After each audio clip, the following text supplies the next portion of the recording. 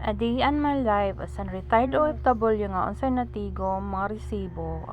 Sige lang good. So na nag-expect yun nga nag-abroad ta no daghan tang matigom puro resibo ra di ay. So si Bibi ako ni siyang gi-videohan ditong sang adlaw ni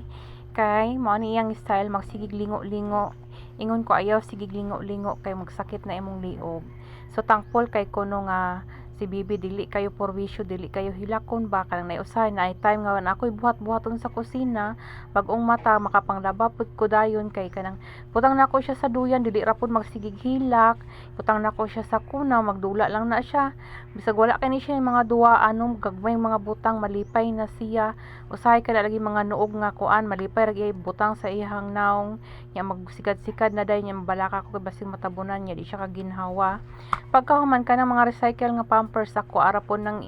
ako anon kay sayang mangud panglabay para magamit niya sa adlawan nya sa gabi ang bag-o nga pampers kay usahay di kay ko kamata og dali-dali kay kanang usahay na ano kay akong tulog usahay malapsan mangud siya kung recycle nga pampers akong gamiton sa iyaha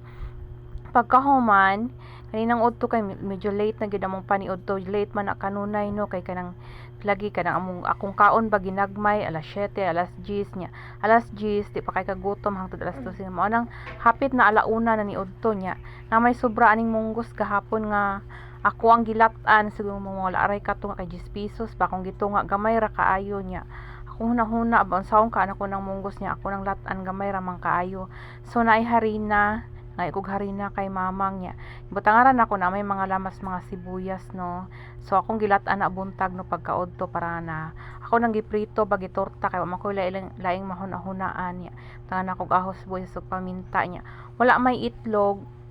so dili na ta mangitag itlog basta maprito lang gon kapalit man mig mantika gahapon so ginana lang na nako medyo ako lang nang gidali-dali ano gibutang nako si Bibi sa kuna dali-dali kog haling mao gani pasalamat ko nga si Bibi dili jud hilakon kay makatrabaho ko ba nga kuan pagkahuman po na kog hugas ay kaning luto diri wa po ko kapanghugas kay ambot karong mga adlaw mga simanahuna ang tubig ba sige ra nagkawala sayo pa kaayo niya wa pa mi kapanalod makahuman ra jud ko panlaba nya ang mga hugas so nagtapon og so unsaon man ako nahangtod karon wala gihapon ni balik ang tubig ganina nagsabay ang tubig ang kurente suspecting paita igang kaayo nya pa kay ligo may gani na ito nga sa drum nga tubig may akong gikaligo kay pila ka adlaw nako wala ka kaligo so mao na anong gigamayan nang nakog mantika nya abi ganan ako magstick ni siya sa karahay kay ako kay gidali-dalian no kay medyo gutom na modikit so wala ra man siya kadikit no kay ang kahoy sigahon kusog musiga so niinit gyud ang karahay nya mao na no ako lang nang kuanan og ako nang gitaktakan og mantika ano para dili kay daghang mantika no so pagtan-aw nako sa baho kay medyo gamay lang pero gamay-gamay medyo kog kaon gamayon lag kaon no nagtunga na lang ming pulin sa bahaw no nay usay lagi ning ukab nako sa kaldero nga wa gisulod nya oras ting kaon